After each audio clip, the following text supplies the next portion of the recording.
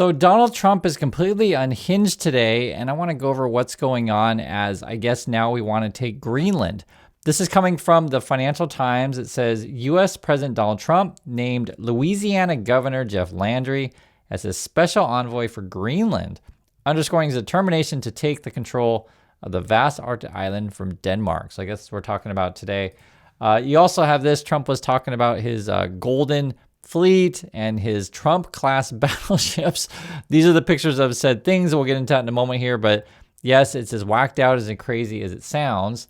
Check out the news here on ABC today. Trump has named Louisiana Governor Jeff Landry as a special envoy to Greenland. Landry followed with a post saying he is honored to serve to make Greenland a part of the U.S. Trump has repeatedly said Greenland is crucial for U.S. security, even though it's a territory of Denmark. Landry made it clear that a new post will not affect his position as governor. It just seems like, shouldn't the governor of Louisiana have something better to do? And, you know, we're trying to take something that belongs to Denmark. It's absurd. It's insane. It's scary. Trump was actually asked about the Greenland thing because I'm kind of curious myself. What are we telling people? You've named Governor Landry to be new special envoy to Greenland. Yeah. What do you see that role entailing? And is it still your intention that Greenland become part of the U.S.? He viewed Louisiana, the Louisiana Purchase. He said, I'm governor of Louisiana. And he said, I didn't call him, he called me. He's very proactive. He's a great guy. He's a deal guy. He's a deal maker type guy.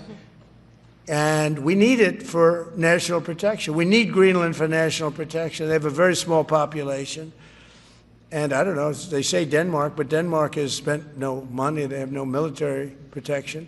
They say that Denmark was there 300 years ago or something with a boat. Well, we were there with boats too, I'm sure. So we'll have to work it all out. But he felt very strongly we need Greenland for national security, not for minerals. We have so many sites for minerals and oil and everything. We have more oil than any other country in the world. We need Greenland for national security. And whenever Trump says, oh, it's not something else, it's definitely that thing. He's like, oh, we need it for security. It's not for the minerals. It's not for oh, it's definitely the security, right? And if you notice too, Marco Rubio was kind of swaying back and forth. And he did that a lot in this conference. I don't know what the deal with Rubio is. He's a weird guy. So was Hegseth. But apparently now we're talking about Denmark doesn't have much of a military and we need Greenland. This is sick. I don't know what to say. This is coming in from Europe. They say, this is from Ursula von der Leyen, says, Arctic security remains a key priority for the European Union and one in which we seek to work with allies and partners. Territorial integrity and sovereignty are fundamental principles of international law. These principles are essential not only for the European Union, but for nations around the world. We stand in full solidarity with Denmark and the people of Greenland. And I'm looking at this stuff and I'm just like, is Trump essentially literally like threatening our allies here? And we just talking about taking Greenland. It's sick. And just, I don't even know what to say other than I'll just tell you what's going on. And then also we're hurting our own states. And this, I want to show you guys the governor of New York. This is Hochul, Governor Hochul is talking about it. Have a listen. We just learned that the job-killing Trump administration is taking another hit on New York. They are shutting down Empire Wind, along with other projects, offshore wind projects, particularly affecting the Northeast and our ability to generate clean, renewable power. This project has been underway for over a decade, a $5 billion project that we've worked closely on. It's over thousands of jobs on Long Island in particular. Labor unions who very likely supported the president are now having their holiday ruined because they're now going to be losing their jobs.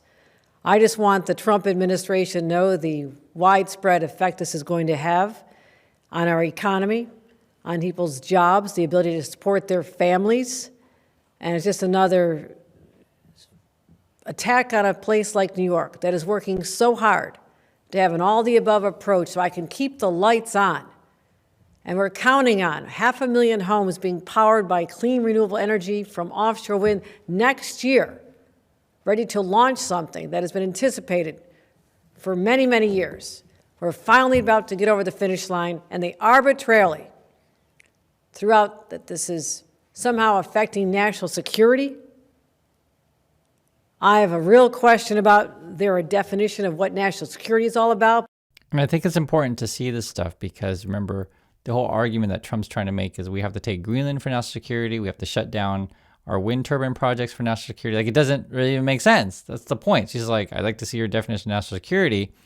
My opinion is I think Trump's like, hey, I'm in bed with the oil companies. They're giving me money. Or, hey, I'm in bed with the crypto companies. They're giving me money. That's national security. Like, it's like stupid crap like that. And I want to show you this also. This is, I mentioned it before, and we're getting some comments coming in on this. The State Department shakeups coming from Fox News. The Trump administration is recalling about 30 ambassadors from around the world. So we're pulling our people back here to align U.S. representation with Trump's America First agenda. The recalled diplomats are not being fired, a senior administration official confirmed, but rather will be reassigned elsewhere at the State Department. And I don't even think we have a full list of countries where we're recalling. I've seen different numbers on this one. Here's another one. This is from the Senate Foreign Relations Committee. Says, we have 80 vacant ambassadorships, yet President Trump is giving away U.S. leadership to China and Russia by removing qualified career ambassadors who serve faithfully no matter who's in power. This makes America less safe, less strong, and less prosperous. And I just want to make it really clear, guys. There's a lot of patriots out there who serve the American people, right? They're experienced. They show leadership. They do any number of things that serve the country. And Trump is like, and Musk, you know this, they've been dismantling the federal government. Like, that's been their whole goal, and replace everyone with AI. But in this particular time now we're threatening allies and pulling back our ambassadors. I have real problems with everything that's going on. This is a former ambassador says, Bridget Brink says, Trump's recall of dozens of career U.S. ambassadors is senseless and threatens our national security. As General Mattis once said, if you don't support strong diplomacy, our military will, quote, need to buy more ammunition. U.S. soft power prevents conflict. And remember, Trump's pulling back our ambassadors, and now he wants to build this stupid golden fleet, a bunch of Trump-class battleships. That's what they call it, as if Trump and class even deserve to be in the same sentence. It's the whole thing's sick. Instead of talking about the battleships, or instead of talking about most favored nations drugs, we're bringing down drug prices like at a level that has never even been thought of, by thousands. Think of it, by 1,000%, by 1,200, 1,300, 1,400% in some cases. And so the basic gist of it is, guys, it doesn't make any sense. You know, I guess at this point with Trump logic, you go to the pharmacy and they pay you. Is that what's going on? By think of it, 1,000, 1,400% in some cases. And then you got this. This is one of the most whacked out things that I've seen. Trump has his ICE people going into women's bathrooms. And remember, Republicans are always so obsessed about bathrooms. Like, we even vote on bathrooms in some of our elections. And now we're breaking into said things. Check this out.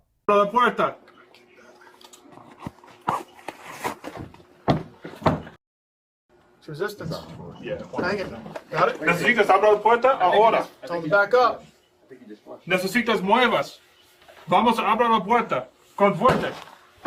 He's in there. I got it. Ready? Yep. Get down!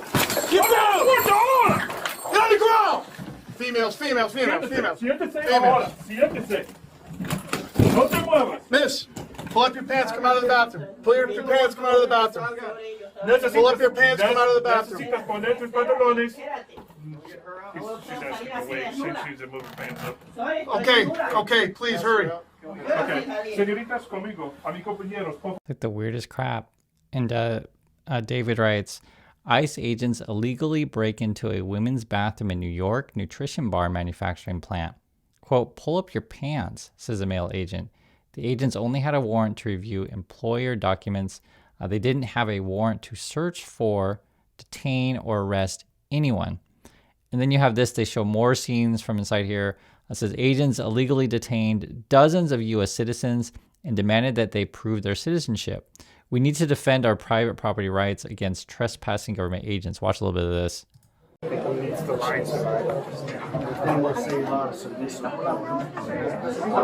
Over on this side. Let's go.